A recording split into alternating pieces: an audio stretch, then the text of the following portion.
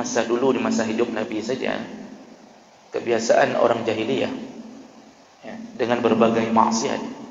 Tapi yang maksiat melaknat orang tua mereka tak lakukan. Rasulullah berkata, "Idza shama yaumu ahadikum," kalau salah seorang di antara kalian sedang berpuasa, "fala yarfus wala yashab." Habis tarawih duduk tapak-tapak, duduk lalu mengatakan, "Nyo ana nak pegah bunuh cak orang kerana takut batu." Nyo kan dengar begot. Nyo kan ku pegah kan? Jadi kan dia mulai mengumpat. Habis tarawih, maka batallah seluruh pahalanya di hari itu. Tinggalkan debat waktu kalah wajar. Kata lu berangkat, muka akan merah, wajah sudah merah berangkat, itu wajar. Tapi kita benar, dalil sudah kita kasih tahu, pendapat ulama sudah kasih tahu, secara logika sudah kasih tahu. Tapi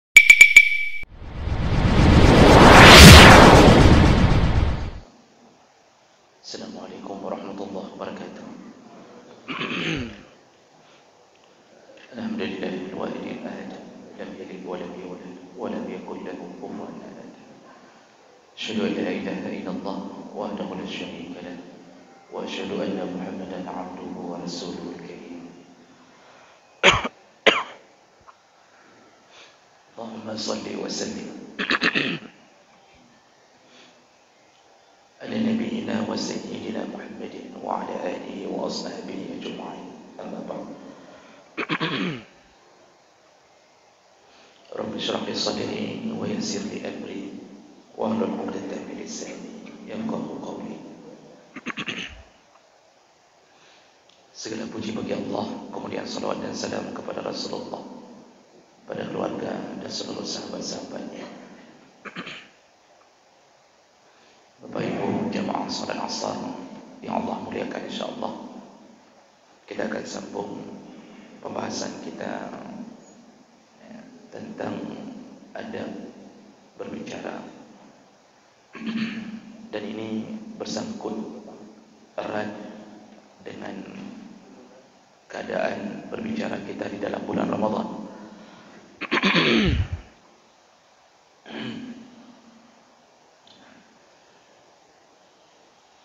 Di pertemuan kita yang terakhir, kita sedang membahas salah satu dari adab ketika berbicara. Jangan berbicara dengan cara melaknat atau pembicaraan yang keji atau al-fahsyu. Rasulullah sallallahu alaihi wasallam tidak pernah berbicara dengan cara yang keji atau dengan cara mencaci maki atau melaknat. Bahkan orang kafir pun yang melaknatnya, dia tidak membalas dengan laknat. Ini sifat Rasulullah sallallahu alaihi wasallam. Maka orang yang suka melaknat dalam pembicaraannya bukanlah orang yang baik sebagai umat Muhammad sallallahu alaihi wasallam. Ada sedikit yang tertinggal, yaitu faidah dari pembahasan yang kemarin, yaitu seburuk-buruknya melaknat adalah laknatnya seorang kepada orang tuanya.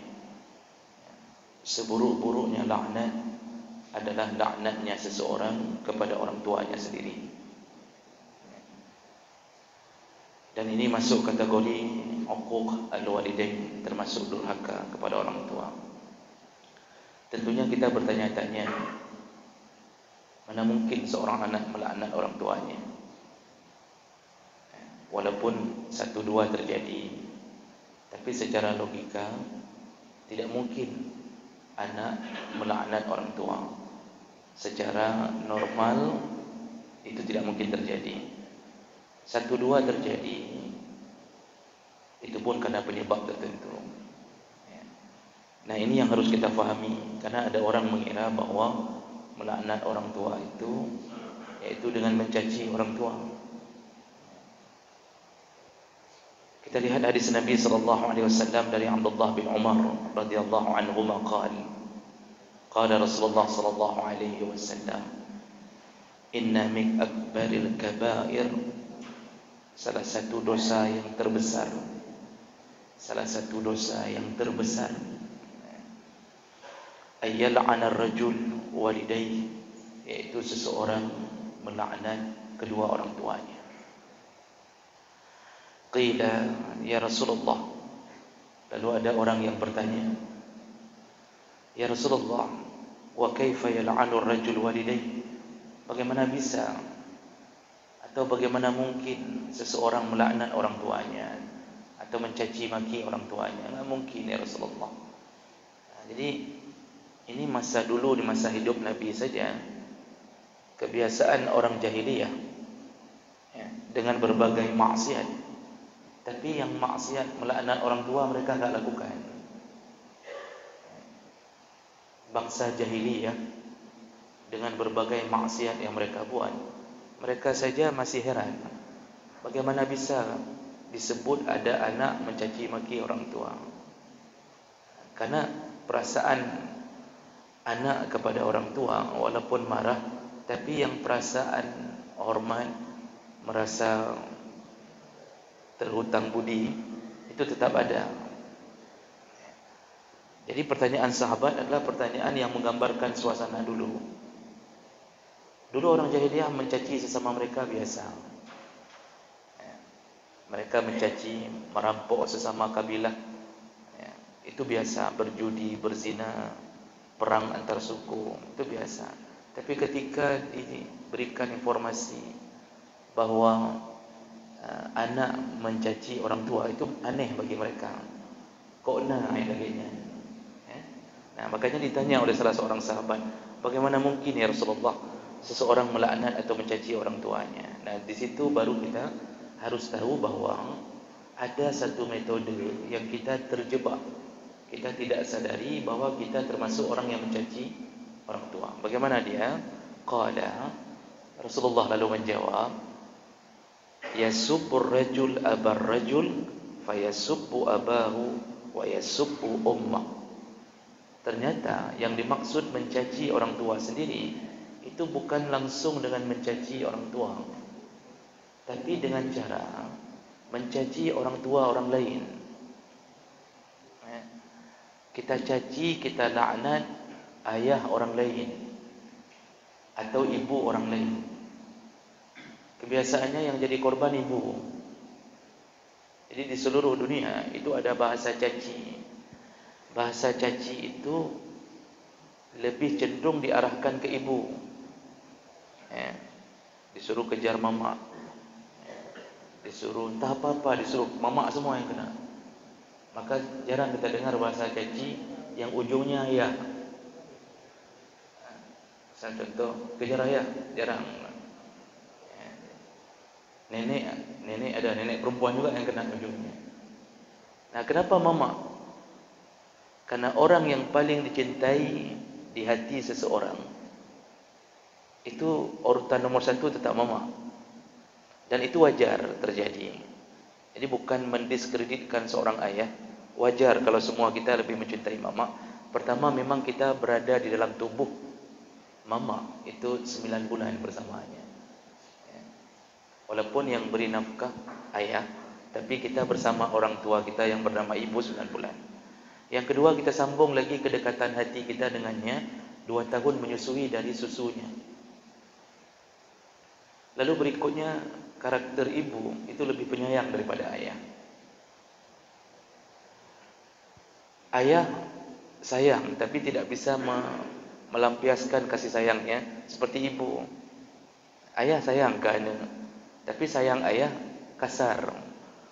Dia melampiaskan kasih sayangnya melalui cara-cara yang dianggap anak kasar. Padahal ayah sayang kepadanya. Contoh, ayah bilang sama anak, jangan sampai ayah lihat kamu pergi ke laut.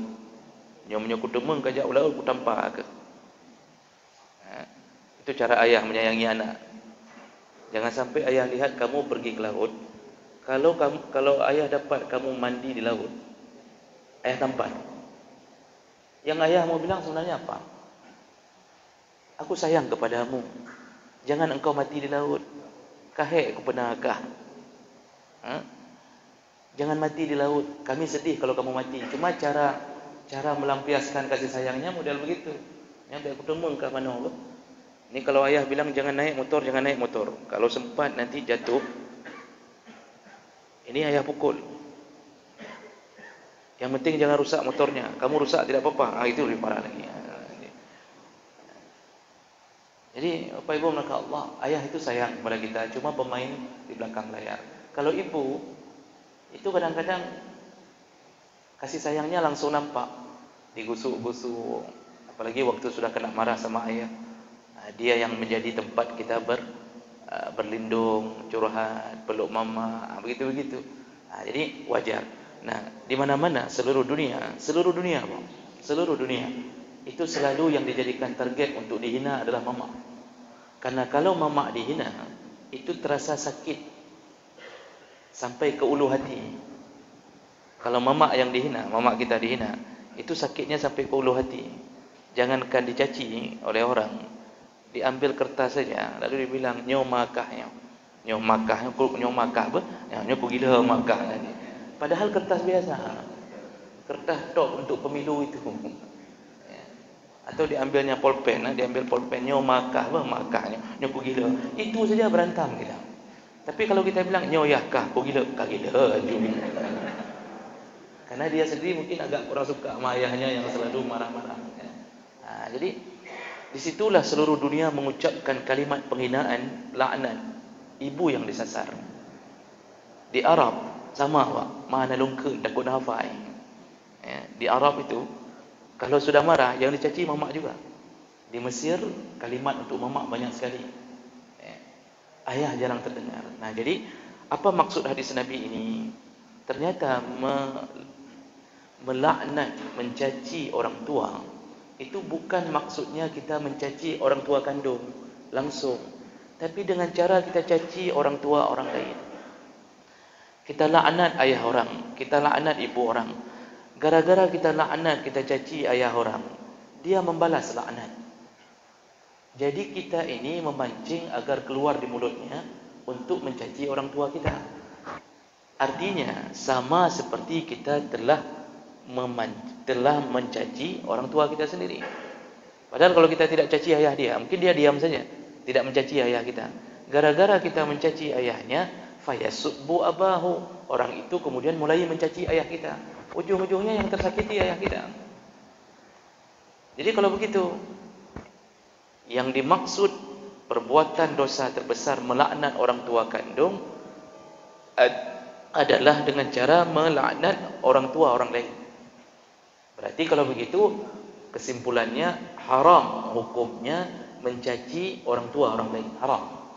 Anjir tekan kegop, suruh kejar mamak dia, suruh kejar bapak dia, itu haram. Pertama, haram mulut kita berdosa. Yang kedua, haram sama dengan dosa mencaci orang tua kandung. Dan ini adalah perbuatan yang paling besar dosanya. Jadi ini faedah daripada mulut yang keji. Kita sudah jelaskan dalam Ramadan ini sangat larang karena bisa menghilangkan pahala Ramadan. Rasulullah berkata, "Idza shama yaumu ahadikum," kalau salah seorang di antara kalian sedang berpuasa, "fala yarfus wa la yashab."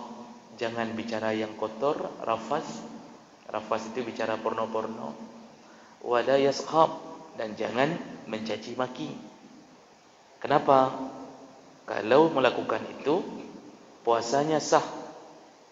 Karena rukun puasa cuma dua, an-niyah wal imsak. Selama dua rukun ini dapat, sah puasa. Baligh itu syarat wajib puasa, bukan syarat sah puasa. Saya ulang sekali lagi Bapak Ibu, baligh itu syarat wajib puasa, bukan syarat sah puasa. Makanya anak yang belum baligh, kalau sudah bagus puasanya, dia berniat, lalu dia berimsak, menahan diri dari sesuatu yang membatalkan, puasanya sah atau tidak? Nyo anak katanya umur 10 tahun, anak kita 10 tahun, belum baligh. Dia baru mimpi kering, tidak pernah mimpi basah. Tapi dia melalui puasa, dah mulai puasa ni. 10 tahun baru memayis. Sahkah puasanya? Dia dari pagi puasa, sudah niat dari malam puasa, tidak ada maksiat yang dia lakukan. Dia juga bukan puasa setengah hari, betul-betul puasa. Maka puasanya sah walaupun belum baligh. Karena baligh bukan syarat sah puasa. Baligh syarat wajib. Tapi dia belum wajib. Kalau begitu, puasanya sah selama rukunnya dapat, bagus rukunnya, dan dia berpahala. Cuma pahalanya tidak bisa dicatat ke atas catatan amalnya. Karena catatan amal dimulai pertama, pena itu dimulai pertama ketika sudah baligh. Rasulullah yang mengatakannya, rufi'al qalam an salas, pena malaikat itu diangkat. Maksudnya enggak ada catatan bagi 3 orang. Ya. Salah satunya adalah anis sabi hatta yablugh, yaitu kepada bayi sampai dia baligh, baru bermula pena. Baru bermula pena itu dicatat. Kalau begitu pahala dia enggak bisa dicatat ke catatan amal. Dia enggak tahu diberikan ke mana. Jadi kalau begitu ke manakah diarahkan? Kepada orang tuanya yang mendidiknya puasa. Tapi ini Bapak Ibu jangan kasih tahu ke anak-anak. Jangan bapak kasih tahu nak kadengar dia tiaknya pelajaran uronyo. Rupa jih kena kamu enggak ada pahala. Kamu puasa tapi enggak ada pahala. Pahala untuk siapa, Pak? Untuk papa pahala. Untuk mama sikit. Untuk mama sikit, untuk papa sikit. Kamu enggak ada pahalanya. Itu kalau dia tahu itu, Pak. Dia katakan, mulai uronyo hang ko puasa leke. Iko puasa leke. Nak pahala baju. Jadi jangan kasih tahu, cukup pengetahuan kita saja. Yang anak-anak pura-pura tidak tahu saja. Bapak Ibu yang dimuliakan Allah Subhanahu wa taala, jadi urusan mencaci maki dalam puasa itu dilarang oleh Nabi sallallahu alaihi wasallam. Yang batal bukan puasa. Puasa enggak batal, tetap sah. Maksud sah enggak perlu qada. Tapi yang batal adalah pahala. Pahalanya hilang. Jadi semua amalan-amalan yang buruk kalau dilakukan dalam Ramadan, pahala Ramadannya hilang. Kalau dilakukan, ada yang bertanya begini, Man, kalau kita caci makinya di malam hari habis berbuka, kan boleh.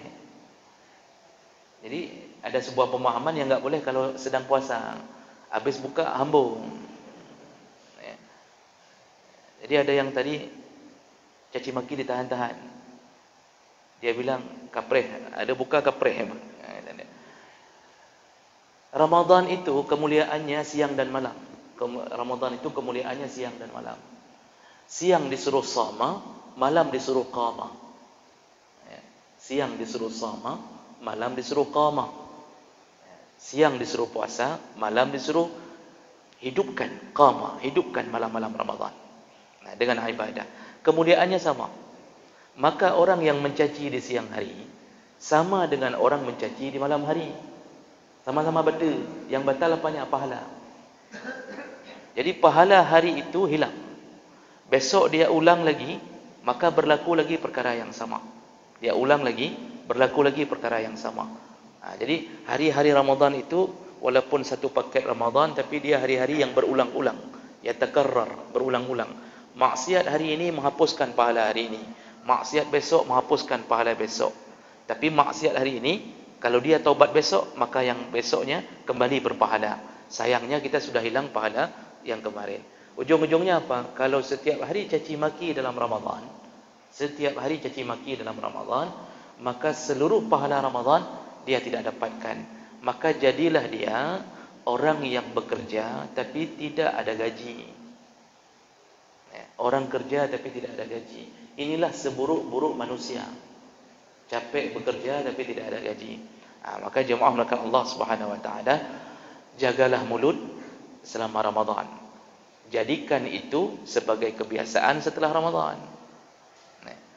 Jadikan itu sebagai kebiasaan setelah Ramadan. Maksud didik supaya baik temenan dalam Ramadan. Alih Ramadan sambung. Bukan sambung yang temenan. Sambung jangan temenan. Sambung, jangan caci maki setelah Ramadan. Itu pendidikan, ini madrasah Ramadan. Tapi kalau ada orang yang cuma bertahan diri dalam Ramadan, cukup bagus dalam Ramadan. Di luar Ramadan, mulutnya kembali berulah. Itu menunjukkan apa? Ramadannya tidak makbul. Berarti tidak berefek pada amalnya. Tidak berefek. Apa ibu maka Allah, orang yang sering melakukan perkataan buruk dalam Ramadan, itu kalau masih terus dilanjutkan di luar Ramadan, maka yang pertama yang harus kita ketahui bahwa dia bukan termasuk orang yang la'allakum tattaqun. Dia enggak berhasil dapat itu. Dan yang kedua, dia hanya selama Ramadan menahan lapar dan haus saja, tapi tidak ada selain daripada lapar haus, tidak dapat apa-apa. Di situ Nabi mengatakan rubba shaim, celakalah orang yang puasa yang hanya mendapatkan laisa lahu minal ju', laisa lahu illa al-ju' wal 'atash. Dia tidak dapat apa-apa kecuali hanya rasa lapar dan dahaga saja. Ini contoh model orang yang suka mencaci maki atau bicara buruk dalam Ramadan. Bicara buruk itu bukan hanya caci maki, ngupat. Jadi jangan sampai habis tarawih duduk ramai-ramai berkelompok lalu mengqadha ngupat dari pagi yang ditahan-tahan. Jadi dia misal kelompok habis tarawih duduk sapat-sapat duduk lalu mengatakan nyo ana do pegah bunuh cok kerana takut batu. Nyo ka dengar begot. Nyo kan ku pegah kan. Jadi kan ada dia mulai mengumpat habis tarawih, maka batallah seluruh pahalanya di hari itu.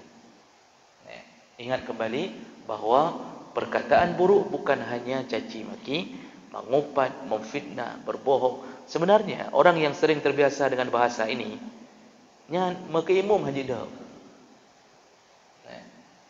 Orang yang sering terbiasa dengan omongan-omongan buruk ini, suka ngumpat di WA, suka ngumpat di Instagram, ngumpat di Facebook, ngumpat, gaduh temenang. Nya dalam Facebook menyona video gok salah bacut, kita lihatlah komen pak. Nya ada apa-apa tak keluar. Tapi kita lihat dia hari-hari pakai peci, pakai jubah, dan imum. Nya makro je imum orang ni. Orang fasik itu orang yang terbiasa melakukan dosa besar. Salah satu dosa besar adalah mulut. Makanya orang begini makruh jadi imam. Silakan cek ke dalam kitab. Jadi bukan hanya imam yang pakai celana pendek di luar salat, enggak. Termasuk omongannya, termasuk lihat perilakunya di luar. Mungkin ke sembahyang subuh hana, tapi gedang imam lohor kena. Contoh mak. Sembahyang subuh mungkin hana empat. Itu orang begini, itu harus diambil sebuah sikap. Kalau jumhur ulama mengatakan makruh, kalau Imam Hambali langsung mengatakan tidak sah salat di belakang imam yang fasik. Jadi mulut ini bermasalah, Pak. Mulut bermasalah. Maka jangan jadikan sebagai sebuah suri tauladan orang yang pakaiannya seperti pakaian orang alim tapi mulutnya tidak menampakkan kealimannya. Jadi jemaah maka Allah Subhanahu wa taala, ini cacian terburuk adalah cacian kepada orang tua. Baik, berikutnya bijak wadai dalam Ramadan, Pak. Insya-Allah. Biasanya ada air tertaruh di depan situ, masya-Allah ya. Memang berat, Pak. Berikutnya dalam berbicara adalah tarkul mira' wa in kana muhiqqan. Jangan suka mulut ini melakukan mira'. Ya, mira' itu berdebat. Debatnya debat kusir. Ya. Mira' diambil dari kata menampakkan. Ra'a yara itu nampak. Mira' itu dia suka berdebat tapi ingin dilihat orang bahawa dia punya ilmu. Ini disebut mira'. Jadi berdebat supaya orang tahu long melme. Dan tujuan dia berdebat, kalau menang dia akan bangga. Dan dia ingin umumkan bahawa saya lebih beralim daripada orang itu. Sekaligus dia ingin menjatuhkan orang itu. Itu mira' namanya. Jadi ada niat buruk di balik debat kusir itu. Kalau dia menang dia sombong, kalau dia kalah dia jadi dendam. Itu efek daripada mira'. Dan ini termasuk perbuatan buruk dari lisan, suka berdebat. Tapi para ulama mengatakan, kalau berdebatnya bukan dengan niat itu, tapi berdebatnya mencari kebenaran, misal diskusi, tanya baik-baik, kiban Badro ni sembahyang tarawihnya berapa rakaat sebenarnya? Kita tanya baik-baik, dalilnya apa? Kiban Badro ni. Lalu kita satu padukan dalil, lalu kita ambil kesimpulan, ternyata begini dan begini. Jadi mencari sebuah titik kebenaran tanpa ada dendam, tanpa ada sifat mengejek, tidak menyindir, tidak menjatuhkan, itu malah sunnah. Bagus, itu termasuk berijtihad mencari kebenaran. Dulu imam-imam besar, mereka juga saling, pendapat-pendapat mereka saling dipertemukan. Bahkan kalau kita buka kitab-kitab Syafi'i, itu contoh kitab Majmu' Syarah Muhazzab punya Imam Nawawi.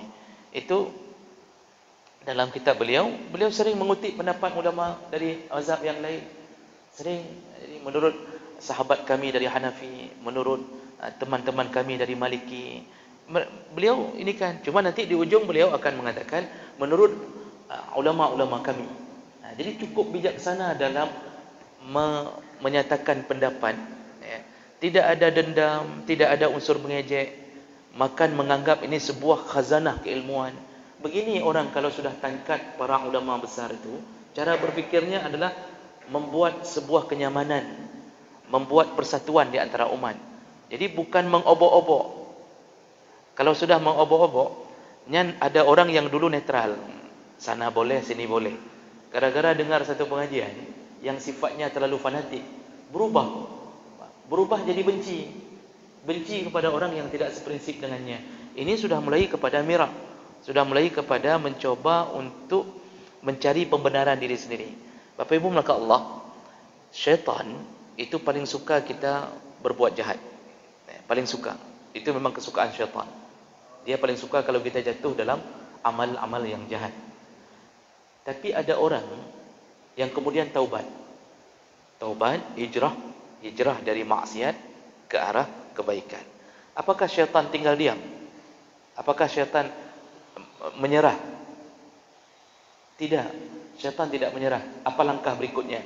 Dia buat orang yang sudah hijrah ini, dari sebelum waktu dia hijrah, dia menjadi orang yang suka berbuat jahat. Ketika hijrah, diajak oleh syaitan untuk menjadi orang yang paling merasa baik. Jadi rojih buat jahat, lalu taubat. Syaitan tidak tinggal diam. Syaitan akan buat orang ini mempunyai sifat merasa paling baik, paling betul, paling god, paling alim, paling saleh. Ini sifat paling ini sifat yang dibawa syaitan.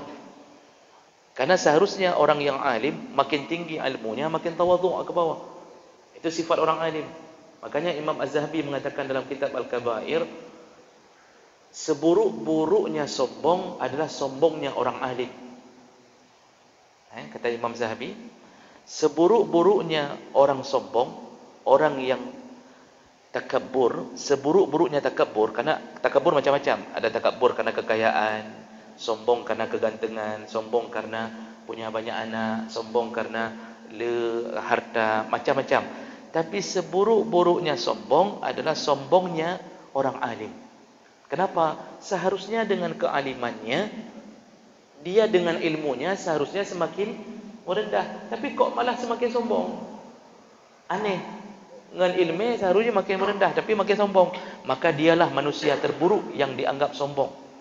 Jadi jemaah maka Allah, mulut kita jangan sering diajak berdebat. Karena efeknya tetap ada. Kita kalah, kita pasti marah. Kita kalah di depan umum, kita mesti dendam. Kita merasa dipermalukan. Kita menang, kita merasa bangga. Muncul rasa kebanggaan. Jadi kadang-kadang habis melakukan debat, itu kita update status.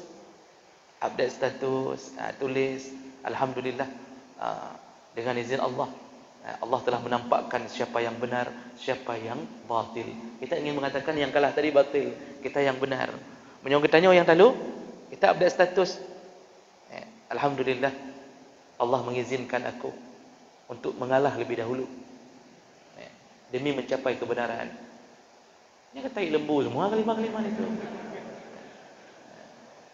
Ini hanya yang betul bersabar hanya menyoba but debat dan mulut yang ada niat buruk, semuanya ujungnya tidak baik. Tapi kalau orang berhasil menahan ini, ya, maka Rasulullah berkata, hadis dari Ibnu Umar, qala Rasulullah sallallahu alaihi wasallam, inna min akbaril kabair, mohon maaf. Rasulullah berkata, ana za'imun bi baitin fi rabadil jannah liman tarakal miraa wa in kana muhiqqan. Kata Rasulullah, ku jamin kata Rasulullah, akan mendapatkan surga di tepi-tepi surga, akan mendapatkan rumah-rumah di tepian surga, fi rabadil jannah. Ya. Siapa mereka yang dipastikan mendapatkan rumah-rumah di tepian surga? Yaitu liman tarakal miraa, orang-orang yang waktu di dunia meninggalkan debat kusir, wa in kana muhiqqan, walaupun dia sudah berada di posisi yang benar. Jadi kan kalau meninggalkan debat waktu kalah wajar. Kata lu berangkat, muka kamera, wajah sudah merah berangkat, itu wajar. Tapi kita benar, dalil sudah kita kasih tahu, pendapat ulama sudah kasih tahu, secara logika sudah kasih tahu. Tapi di orang ini, orang yang jadi lawan debat kita ini, jadi lawan bicara, dia batat, tunggang, enggak mau dengar. Hadis Nabi enggak mau dengar, ayat Allah tidak mau dengar, perkataan ulama tidak mau dengar. Yang betul harus di saat itu kita berada di posisi benar. Seharusnya kan kita serang terus-terusan. Kita serang. Tapi Masya Allah Nabi mengatakan, yang sudah berada di posisi benar, tapi kemudian dia meninggalkan debat itu, maka dialah yang menjadi penghuni rumah-rumah di tepian surga. Jadi maksud meninggalkan debat, jangan jatuh ke dalam permusuhan. Orang yang tidak mau menang, orang yang tidak mau kalah, itu menjadi sebuah ujian bagi kita. Jangan serang lagi, sudah cukup. Asal nampakkan dalil ini sudah selesai. Kemudian tidak perlu menunggu siapa menang siapa kalah, tinggalkan saja, daripada kita nanti bermusuhan dengan dia. Karena debat itu makin panjang, tanya makin tuum, Pak. Ujung-ujungnya besok kita ketemu pasti enggak beres lagi itu waktu kita ketemu. Yang sebelumnya kita saling peluk-pelukan waktu bertemu, yang sebelumnya kita mungkin cipika-cipiki ketika bertemu, tapi ketika sudah selesai debat, kita tidak mau lagi melakukan itu. Makanya yang paling senang waktu itu adalah syaitan. Dengan debat kita berhasil diporak-porandakan. Jadi kalau begitu, boleh berdiskusi, tapi jangan ada berniat buruk untuk menjatuhkan atau untuk memenangkan. Cukup mencari sebuah kebenaran. Jadi begitu juga kalau ada jemaah bertanya dalam sebuah forum seperti majlis, tanya, pertanyaan itu jangan diniatkan untuk mencari pembenaran, tapi kebenaran. Karena ada yang mencari pembenaran. Misal dia sudah punya prinsip A, lalu dia ingin tanya, Ustaz, Dengku, bagaimana hukumnya begini-begini. Tujuan dia tanya, mudah-mudahan si guru menjawab seperti keinginan dia. Ternyata si guru tidak menjawab seperti keinginan dia. Semenjak itu dia mengatakan ke orang, "Hana bere dengkunya. Hana bere Ustaz." Dia ingin mencari pembenaran agar si guru membenarkan dia. Ini termasuk perbuatan buruk. Jadi kalau bertanya jangan cari pembenaran, bertanya carilah kebenaran. Walaupun tidak sesuai dengan prinsip yang kita pegang. Belum tentu guru itu benar. Belum tentu, Pak. Karena kebenaran itu hanya milik Allah. Belum tentu si guru benar. Tetapi dengan menerima perbedaan, kita sudah berada di koridor yang benar. Dengan menerima perbedaan, oh beda lah kau ngertanya. Itu sudah bagus dalam menata kehidupan bersilaturahim sesama muslim. Jadi jangan terlalu keras-keras kali lah. Sesama muslim ini jangan terlalu keras-keras kali. Tidak usah keluarkan kalimat yang menghina. Jadi posisi-posisi merasa diri paling benar, ini posisi syaitan, Pak. Ini tidak baik.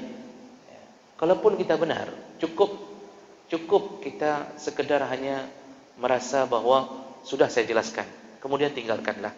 Maka insya-Allah kita termasuk orang yang terjaga dari keburukan yang dibawa oleh syaitan. Amin. Saya rasa saya cukupkan sampai di sini karena waktu kita tutup dengan kafarah majlis. Subhanakallahumma wa bihamdik asyhadu an la ilaha illa anta astaghfiruka wa atubu ilaik. Wassalamu alaikum warahmatullahi wabarakatuh. Waalaikumsalam.